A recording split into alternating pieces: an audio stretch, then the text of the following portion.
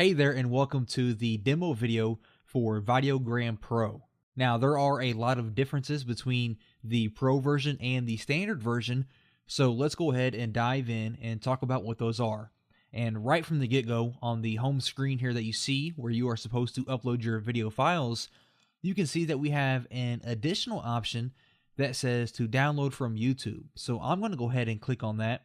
And what we can do here is we can search for YouTube videos, or we can go ahead and paste in the YouTube URL to a video that we would like to use. So I'm going to go ahead and search. So let's say the iPhone 6s, I'm going to search that, and we are going to receive a list of videos that we can go ahead and use to create our videograms. So I'm just going to select this one here.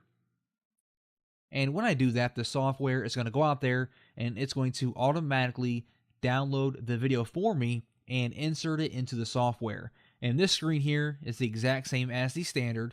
We can choose a start time and an end time, and we can choose the length of our gram. I'm just going to leave it like that and click on Create Videogram. And we're going to go ahead and let this load up and create our gram for us. And once that is finished, you are going to see that we have a lot more options compared to the standard version. So let's go ahead and go through these different options and let me show you how these work. So the first one that we have here is the add text option. So I'm going to go ahead and click on this, and as you guessed, it allows us to add text to our gram that we have here. And on the right hand side, we can see a live preview of what that looks like, and we can go ahead and drag this around and move it to wherever we want. We can use these boxes to resize this if we wanted to. And of course, we use the text box here to go ahead and enter any text that we would like to use. And again, we can adjust the time frame here of when we want this text to appear. Down below that, we have some fonts that we can choose from. We can adjust the size from here. We can change the text width and the border width. And we can also choose the text color and the border color. So you can play with that, and when you have it configured the way that you like, you can go ahead and click on Add Text. I'm going to cancel that for now because the next thing I want to jump into is the Select a CTA image. I'm going to tap on that there, and now from here, we can either upload our own image from our computer, or if we jump over here to the gallery, they have a bunch of different CTA images that we can use and implement into our videogram. And we can see that we have about 6 pages here of different ones that we can use. And if I select one here, we can see that appear on the right hand side. And of course, just like the text, we can resize this any way that we want. We can put it anywhere we want. And we can also choose to have this pulsating or non-pulsating. Now, of course, you won't see it pulsating until we actually add this to our videogram. So I'll go ahead and put it down here out of the way, and I will click on Add Image so we can see what that looks like. And once we do it, we're going to see the software starts to go ahead and implement that for us. It's going to ask us to go ahead and save that, so I'm going to save it. And then that's going to redirect us to all the grams that we have.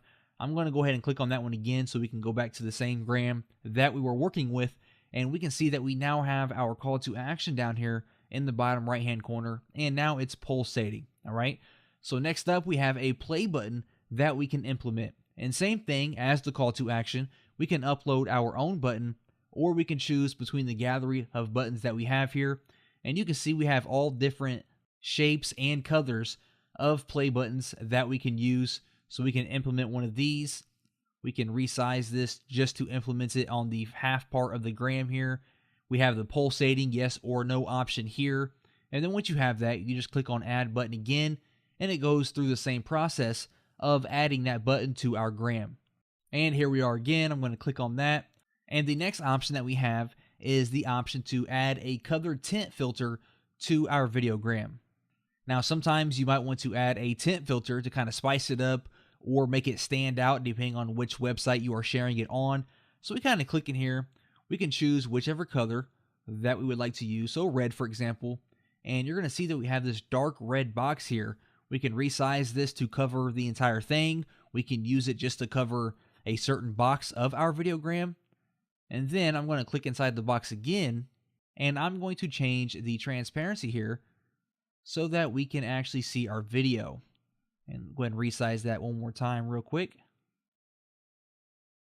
And just like that, we now have a tint over our videogram.